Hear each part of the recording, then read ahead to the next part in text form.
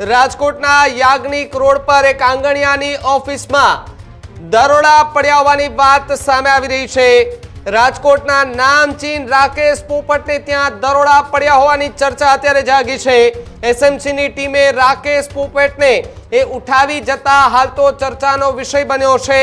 PSI VN જાડેજાની ટીમે રાકેશ પોપટને ઉઠાવ્યા હોવાને આ સમાચાર અત્યારે રાજકોટથી મળી રહ્યા છે। રાજકોટમાં ફરી એક વખત એસએમસીના દરોડા પડ્યા ત્યારે રાજકોટના ઇમ્પિરિયલની સામે હોટેલ ઇમ્પિરિયલ પેલેસની સામે માધવ કોમ્પ્લેક્સમાં પહેલા માળે જે રાકેશ પોપટની ઓફિસ આવેલી છે ત્યાં આજે એસએમસીના દરોડા પડ્યા છે। ત્યારબાદ રાકેશ પોપટની અટકાયત કરવામાં આવી છે। વીએમ જાડેજા દ્વારા અને વધુ પૂછપરછ છે તે હાથ ધરવામાં આવી છે। આ એ જ ઓફિસ છે જે તમે જોઈ રહ્યા છો કે જ્યાં આજે દરોડા પડ્યા હોય ત્યારબાદ તેમની અટકાયત કરવામાં આવી હોય અને હવે વધુ પૂછપરછમાં શું ખુલાસા થાય છે તે જોવાનું રહ્યું।